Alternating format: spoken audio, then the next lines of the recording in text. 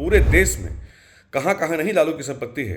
और मैं तो मांग करता हूं कि विदेश की संपत्तियों की भी जांच की जाए। ये परिवार पूरे बिहार को लूटा है, बिहार के सरकारी खजाने को लूटा है, बिहार की जनता के धन को लूटा है। संपत्ति को जब्त करके वहां अनाथालय, वहां विधवाश्रम, वहां अत्यंत पिछड़ा छात्रावास यह बनाना चाहिए। जो आरोप आप पर लगाए गए हैं उनमें कुछ दम है। अब इसके बाद जो आरोपी होते हैं, अभियुक्त होते हैं, उनके पाले में गेंद आती है। उनको खुद को साबित करना पड़ता है कि वो निर्दोष हैं। नमस्कार, मैं हूं आशा राय और आप देख रहे हैं माई पीडीए समाचार।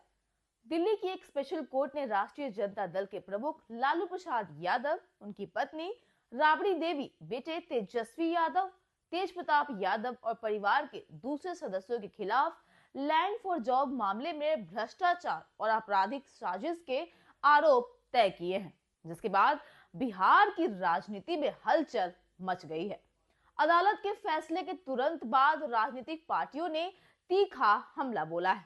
जी हां, आरोप तय होने के बाद बीजेपी प्रवक्ता नीरज कुमार ने लालू परिवार पर तीखा हमला बोलते हुए कहा कि पूरा लालू प्रसाद यादव परिवार एक आपराधिक सिंडिकेट की तरह काम करता है और आज के कोर्ट के फैसले ने यह साबित कर दिया है। लालू यादव की प्रॉपर्टी पूरे देश में फैली हुई है और मैं मांग करता हूं कि उनकी विदेशी संपत्तियों की भी जांच की जाए।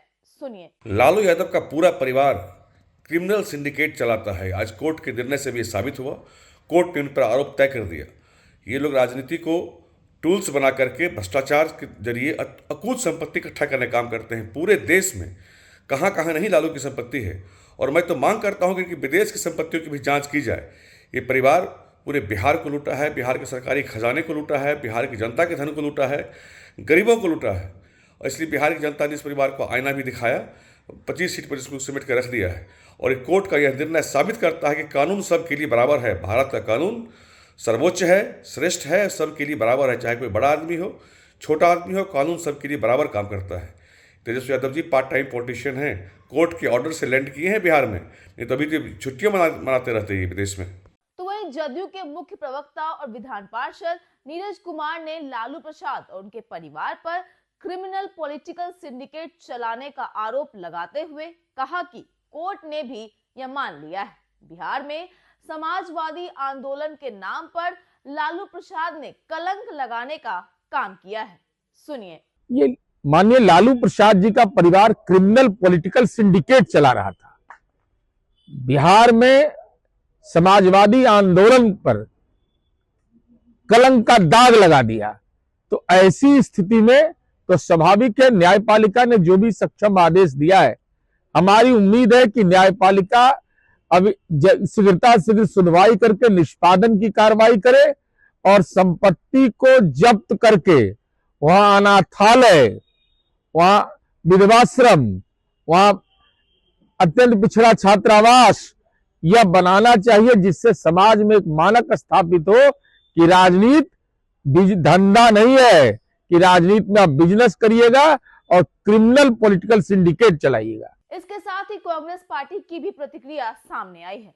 कांग्रेस प्रवक्ता असीतनाथ तिवारी ने कहा कि चार्ज फ्रेम होने का मतलब यह है कि कोर्ट ने प्रथम दृश्य में मान लिया कि जो आप पर आरोप लगे हैं उसमें कुछ दम है, उसकी सुनवाई होनी चाहिए। सुनिए उन्होंने क्या कुछ कहा। देखिए, चार्ज फ्रेम होने का ये मतलब है कि कोर्ट ने भी प्रथम दृष्टया ये मान लिया है कि जो आरोप आप पर लगाए गए हैं उनमें कुछ दम है और उनकी सुनवाई होनी चाहिए। अब इसके बाद जो आरोपी होते हैं, अभियुक्त होते हैं, उनके पाले में गेंद आती है। उनको खुद को साबित करना पड़ता है कि वो निर्दोष हैं। कानूनी प्रक्रिया है, चलेगी। लालू जी और उनके परिवार के बाकी सदस्यों को मुकदमा लड़ना पड़ेगा और अगर वो वाकई इसमें संलिप्त नहीं है तो उन्हें कोर्ट में साबित करना पड़ेगा कि वो संलिप्त नहीं है। ये तो अब उन पर निर्भर है। तो कुल मिलाकर अदालत के इस फैसले के बाद राजनीतिक बयानबाजी तेज हो गई है और मामला एक बार फिर सियासी केंद्र में आ गया है। फिलहाल तो रिपोर्ट में इतना ही। ऐसी लेटेस्ट खबरों से अपडेट रहने के लिए आप हमारे चैनल को सब्सक्राइब करें और देखते रहिए माई पीडीए समाचार।